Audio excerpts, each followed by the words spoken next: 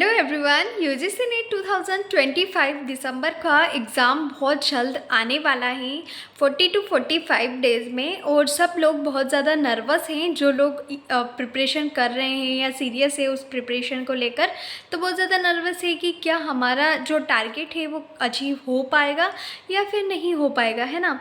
तो कहीं ना कहीं ये वाला क्वेश्चन भी आ रहा होगा या फिर बहुत सारे वीडियोस को देख रहे होंगे, तो ये वाली चीज़ उनको देखने को मिल रही होगी कि हर साल जो है वो कट ऑफ कहाँ इंक्रीज़ होता जा रहा है। तो आप लोगों को बहुत ज़्यादा पढ़ने की या फिर बहुत ज़्यादा मेहनत करने की ज़्यादा ज़रूरत पड़ रही है या फिर ऐसा ऐसा, है ना।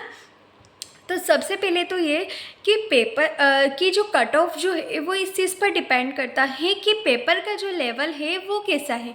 पेपर का लेवल अगर डिफ़िकल्ट है तो कट ऑफ कम जाएगी। पेपर अगर इजी है तो कट ऑफ क्या होगी, ज़्यादा होगी, है ना। तो इस चीज़ से आपको डरने की ज़रूरत नहीं है कि कट ऑफ बढ़ेगी या कम होगी। ये चीज़ आपके ऊपर डिपेंड नहीं करता है, वो पेपर एनटीए डिसाइड करेगा। तो वो सोचेगा कि कट ऑफ कम जानी चाहिए या ज़्यादा जानी चाहिए, राइट। तो अब ये तो हो गई कट ऑफ की बात। सेकंड ये कि हमको पेपर 1 या पेपर 2 में कितने मार्क्स लाने पड़ेंगे या क्या कैलकुलेट करके चले कि हमारा जो है वो जेआरएफ ईजीली हो जाए, है ना। तो आप टारगेट करके चले कि अभी तक जो कट ऑफ आई नहीं है ना, उस कट ऑफ को मान के चले कि ये कट ऑफ हो सकती है। तो इस अगर हाई लेवल का सोच के चलोगे तभी तो यहाँ तक पहुँच पाओगे, यहाँ तक का सोच के चलोगे तभी यहाँ तक पहुँच पाओगे ना। तो ईवीएस में 200 मार्क्स की कट ऑफ आज तक नहीं गई है। तो आप ये मान के चले कि आपको 200 मार्क्स लाना है ना। तो मैं ये मान के चलती हूँ कि पेपर 1 में आप 35 क्वेश्चंस इजीली कर पा रहे होंगे। 35 प्लस कर पा रहे हो तो बहुत अच्छी बात है। लेकिन अगर आप 30 क्वेश्चन सही कर रहे हो तो वो 5 क्वेश्चन है वो अभी 40 to 45 डेज़ में आप एक महीने में कहीं ना कहीं इतना कवर कर लो कि आप 35 क्वेश्चंस पेपर 1 से ले लो, क्योंकि वहाँ पे इजीली आप मार्क्स ले सकते हो। पेपर 2 में थोड़ा सा डिफ़िकल्ट हो जाता है ना। उसके बाद आते हैं पेपर 2 में कितने क्वेश्चन करें, है ना। तो 60 to 65 क्वेश्चन आपको पेपर 2 में सही करना पड़ेगा, तब जाके जो है आप 2000 मार्क्स या कट ऑफ को क्या कर पाओगे, क्रॉस कर पाओगे, राइट। तो 60 to 65 क्वेश्चन का देखो, उसमें से 10 क्वेश्चन ऐसे होते हैं जो कि रीडिंग कॉम्प्रिहेंशन आता है। तो उसमें आपको पता नहीं रहता है कि वो रीडिंग कॉम्प्रिहेंशन कहाँ से आएगा, तो आप उसकी प्रिपरेशन नहीं कर सकते, है ना। तो उन 10 क्वेश्चन को साइड में रख के चलिए। और 10 न्यूमेरिकल, अगर आप मेरे जैसे स्टूडेंट हैं तो न्यूमेरिकल में तुक्का ही लगाना है, न्यूमेरिकल आपसे हो नहीं पाएंगे। और अगर आप न्यूमेरिकल को अच्छे से कर पा रहे हैं तो बहुत ही अच्छी बात है, आपके वो वाले मार्क्स भी हो गए। अगर आप 10 क्वेश्चन उसके मान के चलते हो कि न्यूमेरिकल के 10 क्वेश्चन आ रहे हैं, उसको साइड में रख देते, तो अब आपके पास बचे 80 क्वेश्चन है ना। तो 80 क्वेश्चन में से 80 तो आप सही नहीं कर पाओगे ना कि पूरे 80 सही कर लिए। तो 80 क्वेश्चन में से आप टारगेट कीजिए कि 50 to 55 क्वेश्चन आपने सही करना ही करना है। कि ये है कि शॉर्ट वो मतलब पूरे 100% है कि ये अपने सही हो रहे हैं, राइट। 50 to 55 क्वेश्चन किस में से, 80 क्वेश्चन में से।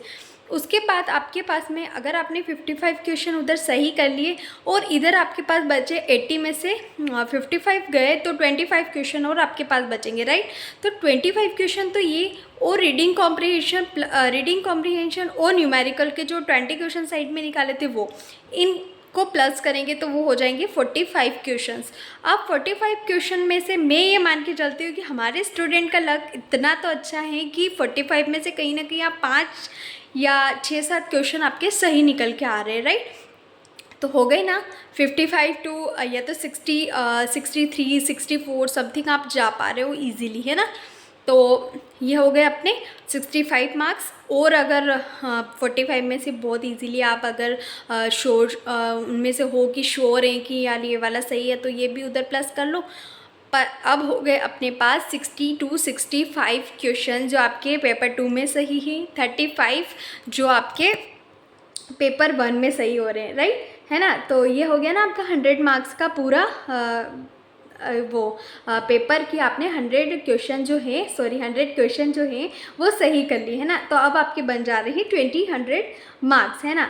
तो देखो ये बहुत ज़्यादा डिफ़िकल्ट है, ऐसा नहीं है कि मैंने बोल दिया और हो गया, पर आप इसे मान के चलो। अभी तो तसल्ली दे सकते हो ना कि हम यूँ यूँ कर सकते, चुटकी बजा के कर सकते कि 50 टू 55 ही तो करनी है यार, और इतना 5-6 तो हमारे तुक्के से ही निकल रहे हैं ना, ऐसे मान के चलो। तो आपको नर्वसनेस भी कम हो जाएगी और आप बहुत इजीली कर भी पाओगे, है ना। तो ऐसा नहीं है कि नहीं होता है, होता है। तो आप इसके आसपास आ जाओगे और आपका जेआरएफ, आपका जो टारगेट है नेट या जेआरएफ का, आप अचीव कर लोगे, राइट। और अब आता है कि हम आने वाले 40 टू 45 डेज़ में क्या पढ़े। तो सबसे पहले न्यू टॉपिक्स को मैं कहूँगी कि आप न्यू टॉपिक्स मत पढ़ो, और जो बच्चे सीरियस होकर पढ़ रहे हैं उनके पास में मोस्ट स्कोरिंग टॉपिक या मोस्ट इम्पॉर्टेंट टॉपिक्स होंगे। तो उनको आप जहाँ जो वाला टॉपिक ऐसा लग रहा है कि ये हमारा थोड़ा सा वीक चल रहा है, उसको स्ट्रॉन्ग करने की कोशिश करो, उसको बार बार पढ़ने की कोशिश करो। और अगर आप यूनिट वाइज रिवाइज कर रहे हैं तो यूनिट वाइज रिवाइज ना करके आप टॉपिक वाइज रिवाइज करना कोशिश करो, है ना। तो मैंने भी 2 यूनिट कंप्लीट करवाई है, उसका पूरी रिवीजन करवाया, आप चाहे तो वो देख सकते हो।